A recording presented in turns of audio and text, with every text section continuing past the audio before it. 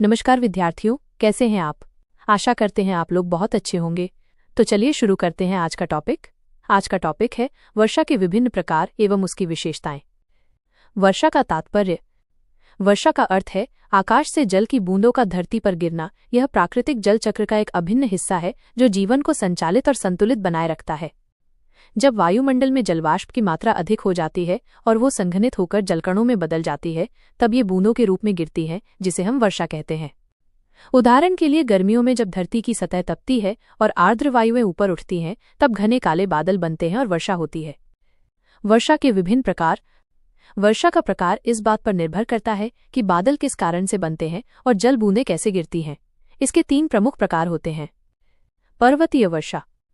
जब आर्द्र वायु किसी पर्वत या ऊंचाई से टकराती है तो वो ऊपर उठकर ठंडी हो जाती है और फिर संघनन होकर जलकणों में बदल जाती है, जिससे वर्षा होती है। उदाहरण चेरापूंजी और मौसिनराम जैसे स्थान, जहां चारों ओर पहाड़ हैं और लगातार भारी बारिश होती है। संघननात्मक वर्षा। जब धरती की सतह अधिक गर्म हो जाती है तब गर्म वायु ऊपर उठती है और ठंडी होकर बादलों में बदल जाती है। इससे तेज और कम समय तक की झोंकेदार वर्षा होती है। यह वर्षा आमतौर पर गर्मी के अंत में दोपहर के समय देखने को मिलती है, जैसे अचानक बिजली कड़कती है और तेज बारिश होती है। पवन संयोगजन्य वर्षा। यह तब होती है जब गर्म और ठंडी हवाएं एक दूसरे से मिलती हैं। गर्म हवा ऊपर उठती है और ठंडी हवा से मिलने पर जलकणों में बदलकर वर्षा कराती है। उदाहरण भारत में दक्षिण पश्चिम मानसून के समय जो बरसात होती है वो इसी प्रकार की होती है। वर्षा की विशेषताएं। वर्षा केवल जल नहीं है, यह जीवन का आधार है। इसकी विशेषताएं इसे हरितिमा, शांति और संतुलन की देवी बना देती हैं। जल की प्राप्ति। वर्षा से ही नदियां, झीलें और भूमिगत जल स्रोत भरते हैं। कृषि आधारित जीवन। भारत जैसे कृषि प्रधान देश में फसलों की सिंचाई वर्षा पर ही निर्भर है।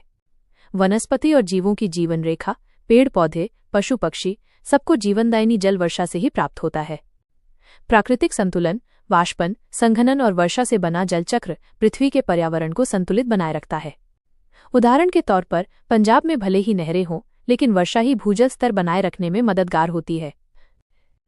निष्कर्ष। वर्षा प्रकृति का वो उपहार है जो धरती को जीवन से भर देती है। इसके बिना न हरियाली होती, न फसलें, न ही शीतलता।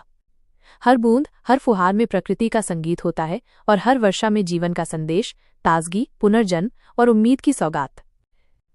अगर आप चाहते हैं कि ऐसे ही सुंदर और ज्ञानवर्धक विषय आपको समय पर मिलते रहें, तो चैनल को सब्सक्राइब कर लीजिए। फिर मिलेंगे एक नए विषय के साथ। तब तक के लिए नमस्कार।